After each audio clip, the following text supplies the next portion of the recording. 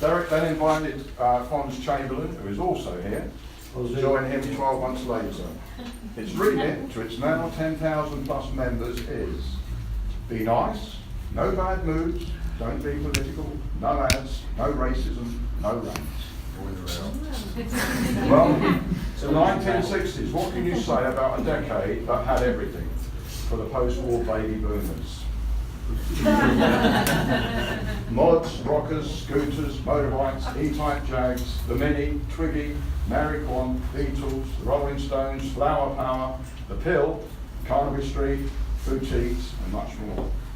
We think we had the best decade, certainly one of the most radical, but it's nice to think that all decades are special to those who grew up in them. The group as a whole is very proud of the fine city they grew up in, with its wonderful historic buildings and famous figures that through the centuries made Cambridge a world-class university.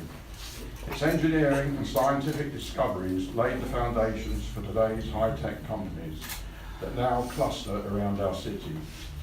Through all this, Cambridge remains, as it was in the 60s, a vibrant and friendly place to work and live.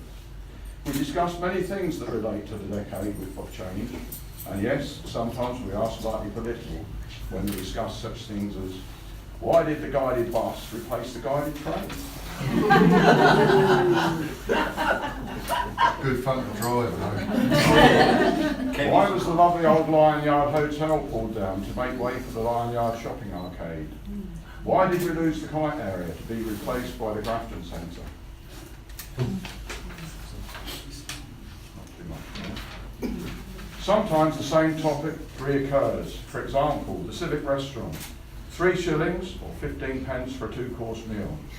The Dorothy Ballroom with its 3 floors of entertainment.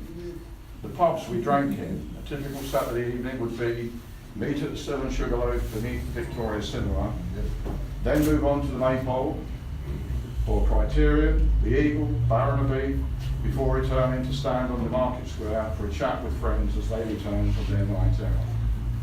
Other topics we've discussed, the Coleman, the co-op van, things that now don't happen. Our part-time jobs, our first jobs, our wages, our first cars, our scooters, our motorbikes, house prices, how unaffordable for locals. However, with this entire discussion, one topic comes up more than any other by a country mile.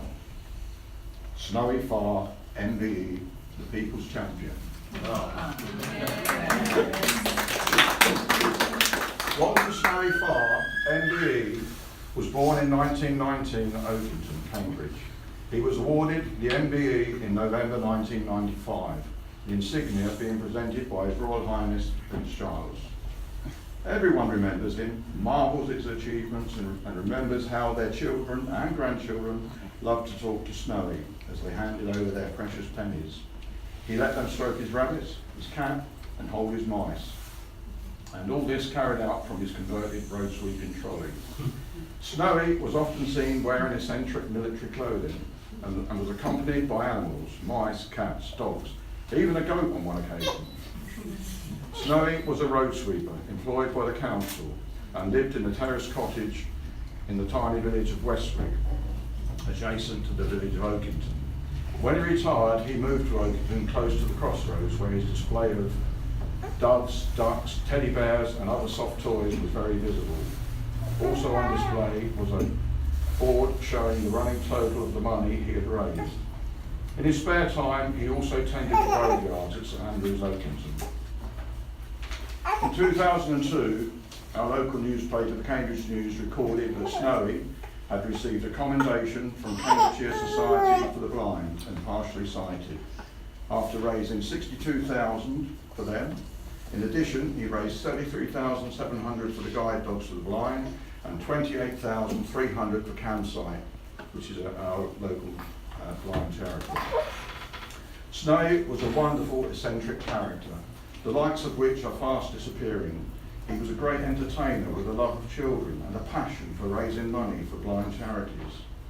During his years of fundraising, Snowy received national recognition not only from Her Majesty the Queen, but also from the BBC, in the form of an interview by the Irish comedian Dave Allen.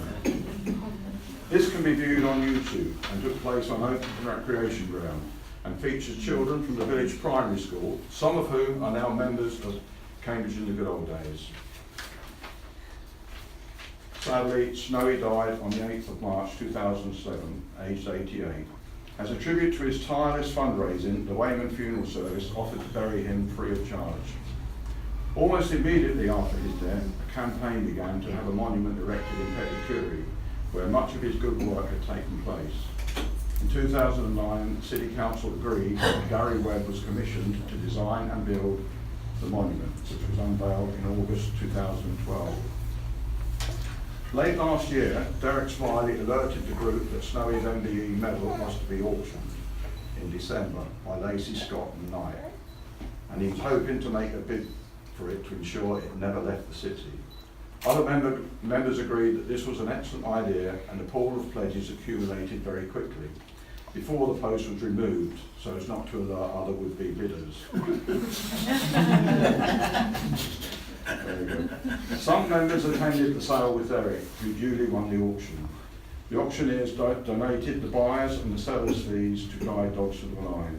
So even nearly 10 years after his death, Snowy's legacy continues to raise money for blind charities.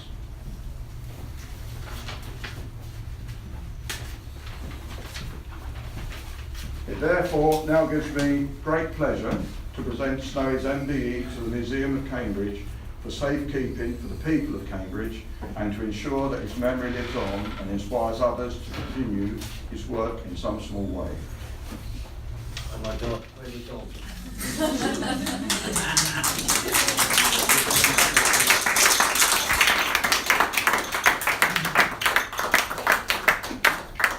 Very, very much indeed. Very precious. Mary.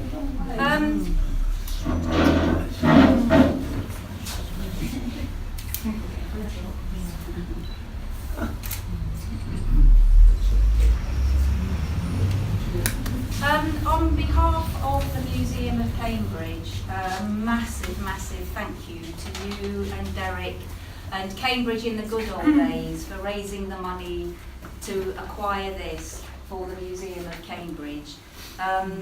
We're thrilled to have it, we really are, and I can't think of anywhere better that it should be except in the Museum of Cambridge, which is a community museum. It means a great deal. So on behalf of Lorna, our museum manager, and the trustees who are well represented here tonight with Joe and John, thank you very, very much. But I really want Hilary from Capturing Cambridge to come and tell you really what it means for the museum, because this is all about community, and Hilary you'll know from our Capturing Cambridge project, which is all about community too. So you tell them why it's so meaningful to us, Hilary. I shall. Firstly, how nice to see people in 3D. I haven't met you.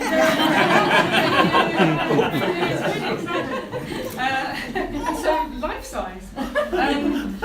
My role at the museum is to gather people's stories and make sure that the people of Cambridge and all the groups that make up Cambridge have the opportunity to have their voices heard and to tell their stories and their history, to make sure that nobody else is writing it for us.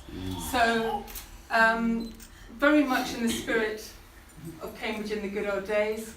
Love reading those posts, and we'll chat a little bit more about how we can archive some more of those as well in the future.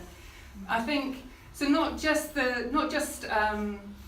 remembering Snowy and Cambridge characters, not just about gathering stories, but about that community spirit that Snowy embraced and that you embrace in coming together to work together and raise the funds to bring Snowy's MBE to the museum. And I think really that is that community spirit that really shines through in your donation. Thank you very much. What a pleasure.